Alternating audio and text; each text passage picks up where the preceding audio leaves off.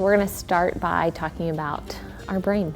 Okay, we're going to do an exercise today where we learn about our brain, and we're going to first stay in our circle today, and we're going to look at some objects that I brought into the classroom. Some of these look familiar to you, don't they? Yeah. And today we're going to learn about all of these different objects that are used to help us fix a mistake or correct a mistake. Okay? So if I make a mistake, I can do something about it. And it's okay if I make a mistake, because we all know what this is, right? Eraser. Do we use erasers to fix mistakes? Yes. When do we use an eraser to fix a mistake? Thank you, Faith. When we make a mistake. On, tell me more. On the paper, right? And so a lot of us are wanting to, I didn't form that letter correctly, or I wrote the wrong letter, and I spelled the word incorrectly. I made a mistake. So we can use an eraser to fix it, can't we? Okay, so we're very familiar with that tool. What's this tool here? Yes? It's like you use for the markers to the chalk or eraser. Eraser, right? So it's the same word. Eraser, eraser. It's just this eraser is used for pencils, and this eraser is used for these special markers that we use in the classroom. If you have chalk at home, you might use it for chalk at home. So yeah, these fix mistakes with those special pens on the whiteboards that we use. So those are very helpful tools also when we make mistakes. Manolo, what is this? And tape. How would you use tape to fix a mistake or correct something? Tape a piece of paper. And I saw Manolo using this tool yesterday on his own. He saw that he made a mistake, right? And he went over there and he got a piece of tape and he fixed his mistake, didn't he? By taping the paper back, because he accidentally cut that second page of the word sort, right? So tape can help us fix mistakes too. So these are all tools that help us correct mistakes. Why do we need all these to fix mistakes? Why is it important to have all these tools? What do you think? Yaritza? Because whenever you make a mistake, you tell the teacher I make a mistake. Okay, so yeah, and I can, some of these tools are for teachers to use, right? Safety reasons. But why do we have these in the classroom? Faith? When we make a mistake, we just fix it. Right. Is it okay to make mistakes? Yes. Yes. And sometimes we make mistakes and we see that it's okay because we can appreciate how something, we can definitely appreciate the tools and the people who created these, but we can also appreciate that, sometimes things aren't always perfect. And I make a mistake and I can fix it, and if it's not perfect, that's okay too. So we're going to read a book today about a boy who makes mistakes. Now we remember the symbol if we've already heard this story before. The story is called Ish, and this boy likes to draw. So this might be familiar to you. I haven't even showed it to you yet, but some of you recognize the title or what the story is about, Ish. And it's written by Peter Reynolds. It's about a boy, like I said, and he loves to draw. But he might make some mistakes in here, and he learns at the end of the story that it might be okay to make some mistakes. And it's okay that it might not be perfect and just the way I like it, and I can appreciate it just the way it is. Let's go ahead and stand up and let's move to out of our circle. So it's hard to be perfect all the time, isn't it? And so Raymond is going to learn that. We have our title page again. We see the word Ish, an author by Peter Reynolds. Raymond loved to draw.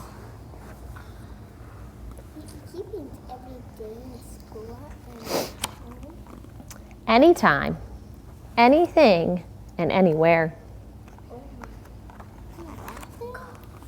One day, Raymond was drawing a vase of flowers. His brother Leon leaned over his shoulder. Leon burst out laughing. "What is that?" he asked.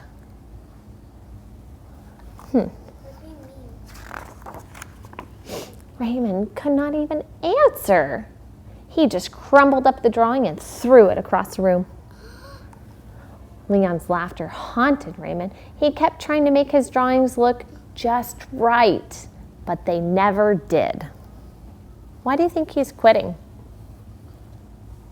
Turn and talk with your neighbor. Why do you think he's quitting? I'm done. Jocelyn, Ari, partners. Why would he be quitting? It's too hard, but He needs to, yes. he needs to keep trying. He needs to keep trying, doesn't he? Is it okay that he makes some mistakes sometimes? Yeah. And he is still trying, isn't he? He's tried lots and lots of times, but he's thinking that it's not perfect. It's not right just yet. And so he's getting frustrated and thinking, well, my older brother says, right? It's not great. It's not good. You're making mistakes. So he really thought about what his brother was telling him. And that made a big difference into what he's doing now. And he decides to quit. But who comes in the story next? Mary Saul, his sister. And she was watching him. "I was watching you draw," she said. Raymond sneered.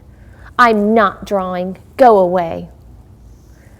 Mary Saul ran away, but not before picking up a crumbled sheet of paper that he had dropped on the floor. "Hey, come back here with that."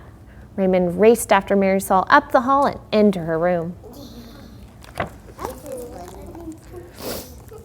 He was about to yell, but he fell silent when he opened the door and saw his sister's walls covered with his artwork. He stared at the crumbled art gallery that filled her walls.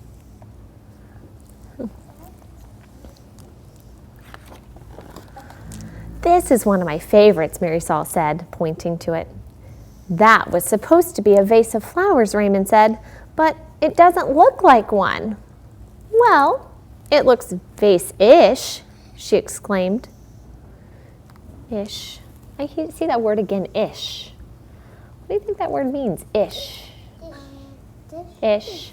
What does that word mean, Alessandra? Dish. Ish. Ish. That's an important word. That's the title of this, ish. I can't write me much. What do you think that means, ish? Fish. Ish means sort of, kind of, maybe, not exactly, almost. So it looks vase-ish. Sort of like a vase, kind of like a vase, almost like a vase. Yes. Ish. Dish. Yeah. We have rhyming words. So vase-ish. So she's saying, well, it looks vase-ish, doesn't it? What do you think? Do you agree with her? Yeah. Thumbs up, thumbs down. 1, 2, 3, go. Yeah, it looks like a vase to me too, doesn't it? Because what's coming out of it? Flowers, right? Vase-ish. Raymond looked closer. Then he studied all the drawings on Mary Saul's wall and began to see them in a whole new way. They do look ish, he said. Why do you think that Raymond's sister Mary Saul liked his drawings? Why do you think he liked her drawings? Why do you turn and talk? Why do you think she liked those drawings? Maybe my partner since or you know what? Partners. So Mary Saul wanted him to see that I'm looking at your paintings this way. Raymond's looking at his paintings this way. We might look at it differently. And the way I see it is very creative. His artwork was really creative, she thought. She really liked it. And that was her opinion, and she was being optimistic. She was finding the positive in his paintings. Optimistic. She's trying to find the positive in a situation, or trying to find the positive in something that was done. So that's a big word, optimistic. Let's say that word together. Optimistic. Yeah. What optimistic means is that you're trying to find the positive or the good in something. So now, because his sister, Marisol, was optimistic about his paintings, Raymond's feeling a lot better, right? He felt light and energized, thinking Lee allowed his ideas to flow freely. He began to draw what he felt, loose lines, quickly springing out without any worry. Is he crumbling his papers anymore? No. He's feeling optimistic too, isn't he? He's thinking, wow, I'm creative. I'm a really good illustrator. Even though he felt like it was a little hard and frustrating at first. Raymond once again drew, and the world all around him, making an ish drawing felt wonderful. So here we have his journal, and it was filled with tree-ish, sort of, kind of, almost looks like a tree, house-ish, boat-ish. Okay, maybe you might see that as a tornado-ish, but he named this painting afternoon-ish. Fish-ish, sun-ish, yeah. Isn't that creative? Raymond realized he could draw ish feelings too. Oh, so now not just things that he sees in nature, but his feelings. What's that? Legs crossed. What is this? Peace-ish, silly-ish, excited-ish. His ish art inspired ish writing. He wasn't sure if he was writing poems, but he knew they were poem-ish. And one spring morning, Raymond had a wonderful feeling. It was a feeling that even ish words and ish drawings could not capture. He decided not to capture it. Instead, he simply savored it. So instead of putting it on paper, he just stopped and relaxed and looked and observed and felt. And Raymond lived ishfully ever after. The end-ish. There's things in this story that Raymond did that were ish, right? The paintings, the writing.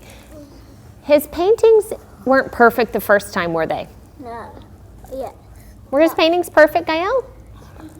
His paintings were perfect the first time? Kind of and not kind of. Ish, it's kind of ish.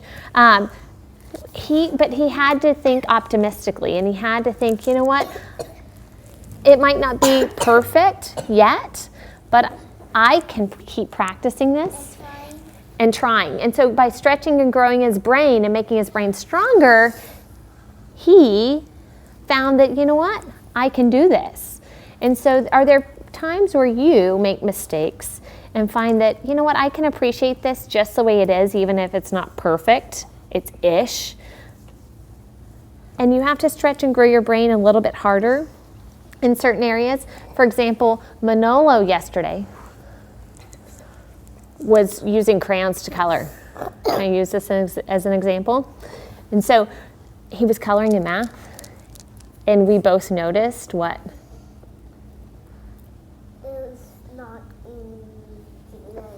He wasn't coloring inside the lines, but that's something I know after talking to Manolo. He's been working really hard on that, haven't you? Right? And so in order to become better, he's stretching and growing that part of his brain by practicing. And he's getting better at it, isn't he? And he learned that even by focusing and being mindful yesterday, he got better at it just then, didn't you? Okay. I noticed that some people at recess are working on riding a tricycle, right? And for some of you, that might be a little challenging, a little hard. But what do? We keep trying. So just like Raymond did in this story, you might have some things that you're working on becoming better at, and it's not quite perfect, but I can appreciate Manolo yesterday seeing a mistake, identifying it, and fixing it, right? By just trying to be mindful about it and by practicing and even appreciating that mistake so that you can fix it and make it better the next time, right? So what are some other areas that you're ish at? Turn and tell your neighbor one thing that you're trying to become better at and build your brain stronger. What is something that's challenging for you that you're trying to become better at? Okay, drawing inside the line, so same thinking. Ari? Okay, our life skill of friendship this week. Adrian? Friendship. Okay, so again, a goal of yours maybe. So we can appreciate that, you know what, we might not be perfect at something all the time, but we can work at doing better at it, just like Raymond did, okay?